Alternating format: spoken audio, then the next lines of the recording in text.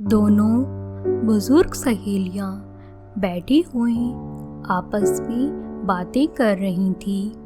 एक दूसरे के सुख दुख से अच्छे से वाकिफ थीं। राधा जी यहाँ अपने पुश्तैनी मकान में अकेली रहती थीं। पति के गुजर जाने के बाद राधा जी अकेली हो गई थी।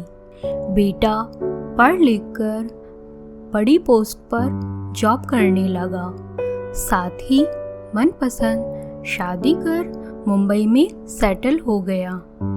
तीज त्योहार या छुट्टी होने पर मिलने आ जाता था या कभी कभार माँ को ही बुला लेता।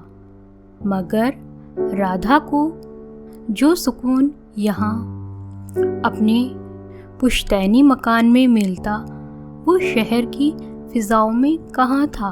राधा जी यहाँ अपने पड़ोसियों सगे संबंधियों के साथ मिलजुल कर रहती थी, इसलिए उन्हें अपनेपन का एहसास रहता। बातों ही बातों में सुशीला जी राधा जी से बोली, राधा सुना है तुम अपने बेटे के पास मुंबई जा रही हो? हाँ सही सुना है, कहते हुए राधा जी ने जवाब दिया। बेटा बहू सच में बुला रही हैं या अपने मन से जा रही हो? यह बात सुनने के बाद राधा जी फौरन बोली, वह कई बार बुला चुके हैं, इसलिए बेटे के घर जा रही हूँ। तभी सुशीला बात काटते हुए बोली, राधा एक बात है मेरे मन में, देख बेटा और बहू साल में 1-2 बार 10-15 दिन के लिए आती हैं तो अच्छा लगता है, लेकिन हमेशा के लिए मुंबई जैसे शहर में अकेले कैसे रहोगी? मुझे गलत मत समझना, तुम्हारी सहेली होने के नाते कह रही हूँ। मैंने कहा अकेले रहने से अच्छा है साथ में रहेंगे। यही सोचकर राधा अपने बेटे के पास मुंबई चली गई। शुरू में दिन कैसे निकल गए उनको पता ही नहीं चला, लेकिन हफ्ते बाद वह रोज की आपाधापी भरी जिंदगी से थकने लगी थी। पहले तो सुबह होते ही बहू मदद के लिए आ जाती थी। दोनों मिलकर सारा काम निपटा लेती। इसी बीच बेटा तैयार होकर ऑफिस चला जाता और बहू पोते को स्कूल छोड़ते हुए अपने ऑफिस निकल जाती। कामवाली भी आकर अपना काम कर जाती थी। समय गुजारने के लिए राधा कभी दोपहर को अलमारी ठीक कर देती, कभी बिखरे कपड़े और खिलौने समेटती। दोपहर को पोते को बस स्टॉप से ले आती, फिर सक्षम दादी के पास ही रहता। राधा आराम करना चाहती थी, पर सक्षम कहाँ करने देता। दादी बॉल खेलो, चलो पकड़ा पकड़ी खेलते हैं, और फिर ऐसे ही शाम हो जाती और फिर राधा रात का खाना बनाने में जुट जाती। ऐसे में बहू की अच्छी कट रही थी। किचन की कोई टेंशन नहीं है, ना यह सोचना पति और बच्चों ने खाया है या नहीं। सारी जिम्मेदारी सिर्फ राधा जी की थी, पर बूढ़ा शरीर अब थकने लगा था। अब कामवाली भी अधूरे काम छोड़कर जाती। उसे भी लगता सक्षम अब सुरक्षित हाथों में है, कोई टेंशन वाली बात नहीं।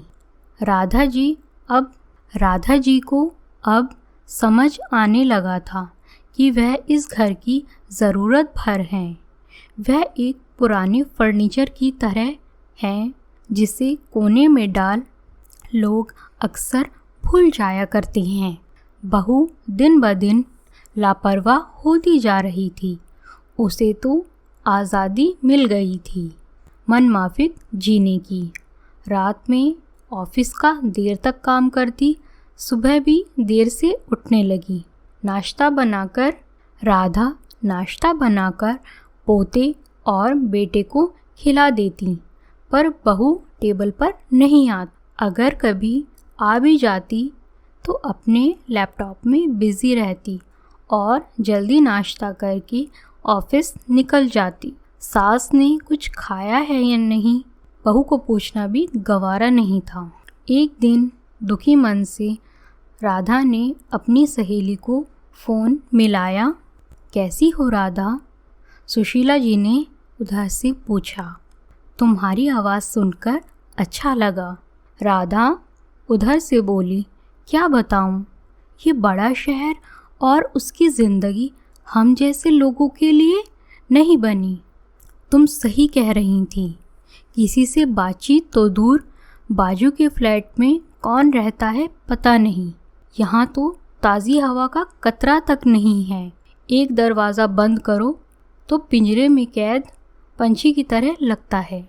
हम आजकल के टीवी फ़ोन कहाँ जानते हैं, हम तो रिश्तेदार मोहल्ले वालों के बीच में ही ठीक हैं। कम से कम 2 शब्द बोलकर मन हल्का तो कर लेते हैं। मैं तो एक कठपुतली बनकर रह गई हूँ। मैं वापस आ रही हूँ अपनी ज़िंदगी अपनी मर्ज़ी से जीने के लिए। इतना कहने के बाद राधा जी ने रिसीवर रख दिया और ज़िद कर बेटे से कहकर वापसी की टिकट बुक करा ली। बेटे ने बहुत जानना चाहा, लेकिन राधा ने बस इतना ही जवाब दिया, मैं वापस जाना चाहती हूँ, मेरा मन अब यहाँ नहीं लग। इतना कहकर राधा जी अपने कमरे में चली गईं और फिर अगले ही दिन राधा जी निकल पड़ी अपने सफ़र पर। वह ट्रेन में बैठी खुद को आज़ाद पंछी जैसा महसूस कर रही थी। मन ही मन सोच रही थी कि थककर बैठ जाने का मतलब है खुद को और कमज़ोर कर लेना। जीवन के स्वर्णिम काल में अपना जीवन राधा जी अपने ढंग से जीना पसंद करती थी। अपनी स्वतंत्रता और सम्मान अब उन्हें ज़्यादा महत्वपूर्ण लगने लगा। निष्क्रिय होकर एक कोने में पड़े उपेक्षित बुजुर्ग की तरह नहीं। राधा ने तय कर लिया, मर मर कर जीने से अच्छा है मरते दम तक जीना। इसी कश्मकश में राधा का सफ़र पूरा हो गया और अपने शहर का स्टेशन देखकर राधा के मन में एक खुशी की लहर समा गई।